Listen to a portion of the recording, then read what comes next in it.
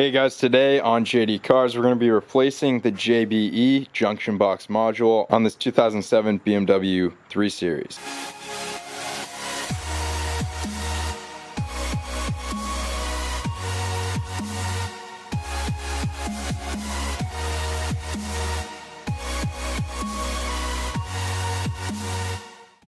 So a lot of you will already know this if you've been following my videos, but I've encountered a major electrical issue on my BMW here. I've verified that the ECU and CAS module are completely fine. I've just replaced my FRM module, also known as the footwell module. That did not resolve the issue, so I'm praying that it's the JBE, which is the junction box module.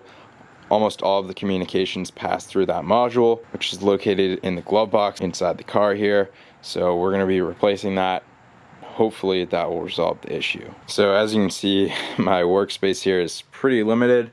My house is under renovation, so I can't even pull the car into the other bay there. So my apologies if the shots and angles aren't that great. I'm going to do my best to show you this process. So first things first, we're going to remove a couple T20 torx screws underneath the glove box here, which will release this piece of trim. We'll have to disconnect our footwell light, then we can remove it and set it aside. So doing so will reveal the JBE, this black box right here with the two connectors. Now the hardest part about removing this by far is the fact that the screws are very awkwardly located. There's one on the top here, you can see on the left there. There's one, and then over on the right side, I can't even show you, there's another torx screw. So I'm gonna pop off this piece of trim, see if we can get some access there. If I put on a really long extension, you can reach the one on the left here. So that did nothing for me.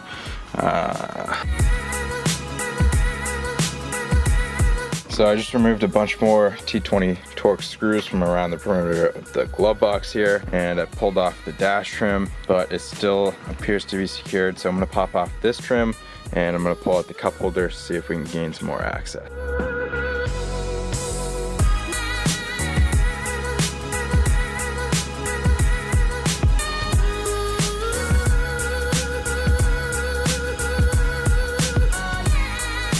Aha! So the cup holders hold it in apparently. So that's how you remove your glove box. I have a couple of wires I need to, I don't know, either disconnect or free up, so I'm not letting this dangle, but I'll get back to you in one sec here. Okay, perfect. So removing the glove box has given us plenty of access to remove these two torx screws on either side of the junction box module. Can begin by disconnecting these two connectors. There's a press tab, then you pull this latch. Kind of hard to do one-handed. Pull the latch and that will release the connector. Same on the other one.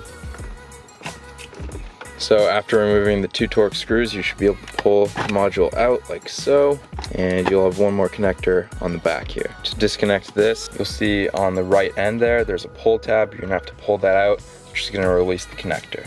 And once you've done so, you can pull out the JBE. We've got two connectors with at least 40 pins on each of them, another 20 or so there, and a whole bunch here. A very large majority of the electronics pass through the JBE, so it's very likely this could be the problem. So I'm gonna go grab the new one and we'll install it. All right, so we've got the new module here, and now installing it is just the identical process as removing it, except in reverse. We're gonna plug in our three connectors, screw in our two T20 torx screws, and then we'll reassemble the glove box.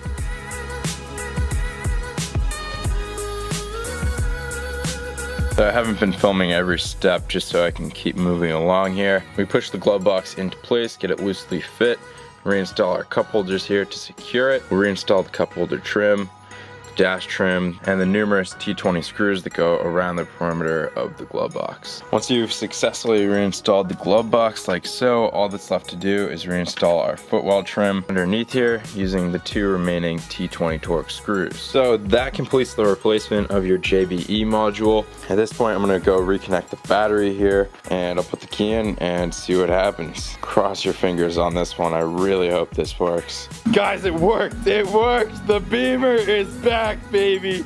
The Beamer's back in action. It's running, as you can hear, very smoothly. Hop inside here. As you can see, we now have AC back, have our dash back alive, turn signals, high beam, fog lights are working.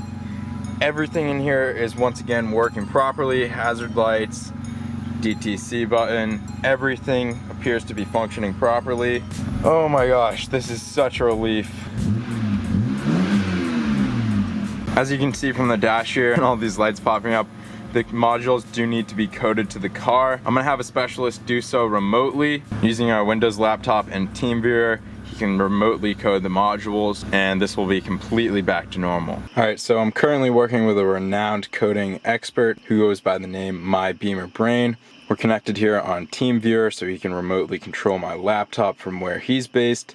He's just downloaded all the software tools that he needs to code my car. We're now going to connect the INPA connector and we're going to give the car ignition power. Alright, sweet. So he's just connected to my car here. Now he's going to code the FRM and the new JBE to the specific VIN of my car. As you can see, the FRM VIN doesn't match up with the VIN of my current vehicle. While the car does run, he's going to be changing that over just to make sure everything's kosher.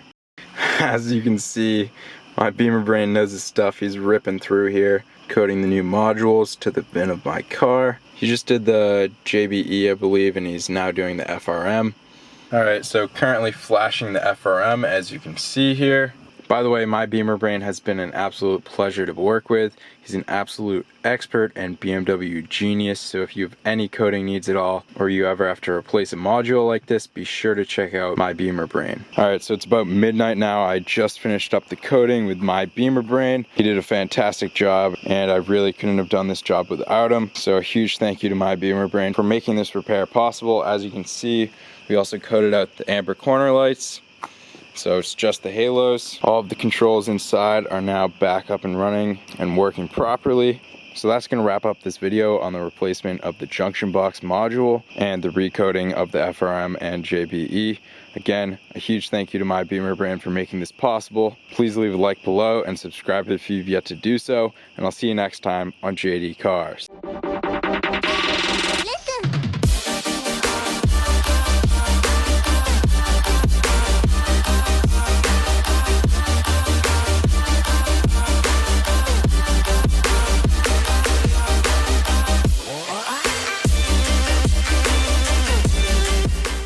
So that's going to wrap up the video. That's going to wrap up this video on the replacement of the JBE. So that's going to wrap up this video on the replacement of the junction box module and the recoding of the FRM and JBE. Again, a huge thank you to my BeamerBrain for making this possible. Please leave a like below and subscribe if you've yet to do so, and I'll see you next time on JD Cars.